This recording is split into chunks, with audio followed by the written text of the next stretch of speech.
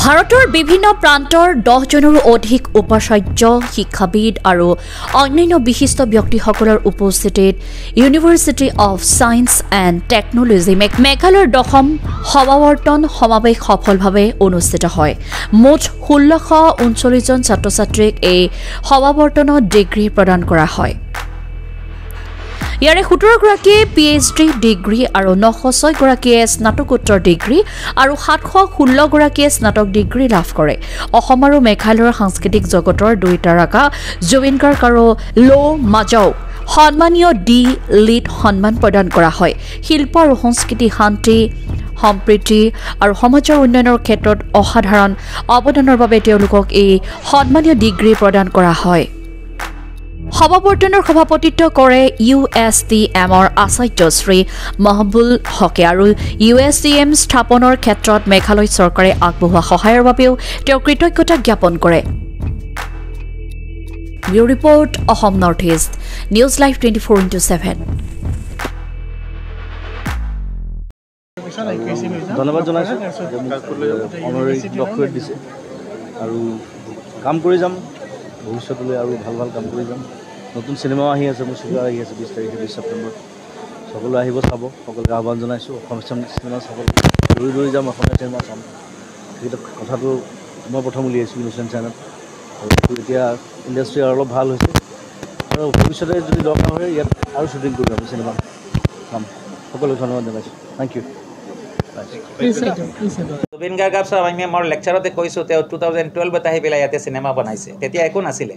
আজি মোক কৈ আছে কাণে কাণে যে কি আছিলে, কি হৈ গ'ল। চ' আমাৰ ইউনিভাৰ্চিটি জুবিন গাৰ্গৰ পদ্মশ্ৰী আৰু ভাল ভাল এৱাৰ্ডবিলাক বহুত আগতে পাব লাগিছিল মোৰ হিচাপত। এনেকুৱা লেভেলৰ কণ্ট্ৰিবিউশ্যন কৰা বেলেগ ষ্টেটত কোনো মানুহে আজিলৈকে পিছ পৰি থকা নাই। তো মই ভাবোঁ আমাৰ এই ডক্টৰেট দিয়াটো জুবিন গাৰ্গৰ কাৰণে ইট উইল অপেন দি আদাৰ এভিনিউজ। চব এৱাৰ্ড এতিয়া জুবিন গাৰ্গৰ ওচৰত আহিব। আমি এটা সৰু ইউনিভাৰ্চিটি, প্ৰেক্টিকেলি আমি 10টা বেচ কমপ্লিট কৰিছোঁ। বিভিন্ন ইউনিভাৰ্চিটি নৰ্থ ইষ্টত আছে, তেওঁলোকে জুবিন গাৰ্গক সেইটো সন্মান দিব পাৰিলে হয়।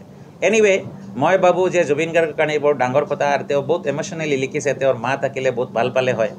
আৰু লো মাজু ছাৰ আপোনালোকে চবেই জানে আমাৰ মেঘালয়ৰ এজ এ ভইচ আৰু তেওঁৰ চিনাকি বহুত আছে।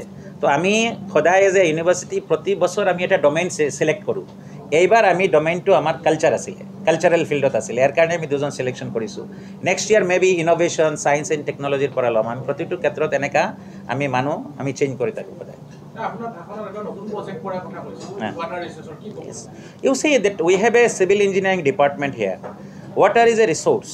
আৰু আপোনালোকে জানে যে আমাৰ ইয়াতে বিভিন্ন ধৰণৰ এইবিলাক কথা বাৰ্তা হৈছে। তো আমি যেহেতু এটা ইন'ভেশ্যন ৰিচেণ্টলি এটা কমিটি পঠাইছিলে মেঘালয়ৰ চিফ মিনিষ্টাৰে স্পেচিয়েলি টু এছেছ দি কেম্পাছ, দি ৱে দি পিপুল আৰ টেলিং ডেট ইয়াৰ পৰা পানী যায়, বিভিন্ন জেগাত মানুহৰ লোকচান হয়। ইট প্ৰেক্টিকেলি হাৰ্টেড মি, কাৰণ মই নিজে গুৱাহাটীত থাকোঁ, মোৰ ঘৰ গুৱাহাটী, মই অসমৰ মানুহ। তো we have taken it very positively. So' আমাৰ ইয়াতে IIT প্ৰফেচাৰ আহিছে, শ্বিলঙৰ আহিছে, কেলকাতাৰ পৰা কনচালটেণ্ট আহিছে, য'ত they have advised for a zero' discharge campus, মানে zero' water discharge campus.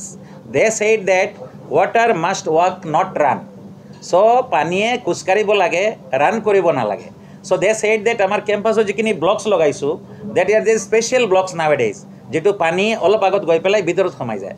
So' we are working in this direction. আমাৰ কেম্পাছত ডাঙৰ ডাঙৰ পুখুৰী আছে, আমি পানীখিনি ষ্ট'ৰ কৰিম। আমাৰ পানী ঠাণ্ডাৰ দিনত অট'মেটিকেলি পাহাৰত পানী কমি যায়। So' we are in this direction. That's why I said that will have a research centre, water research centre. And it is not meant only for us, will be setting up a consultancy for any such kind of thing, and especially to make a campus green initiative. পানী সব জায়গাত কমি গৈ আছে, কিন্তু আমাৰ তাতে flood হয়। আমাৰ তাতে ব্ৰহ্মপুত্ৰ চাইডেদি পানী গৈ থাকে, বাট আমাৰ ঘৰত আমি যেতিয়া বৰিং কৰোঁ আমি পানী নাপাওঁ। So' this is a very strong topic for doing good research. So' আমি এই বস্তুত আমি ইনকালকেট কৰিম, আমি ভালকৈ কাম কৰিম, and will be giving the solution to the people.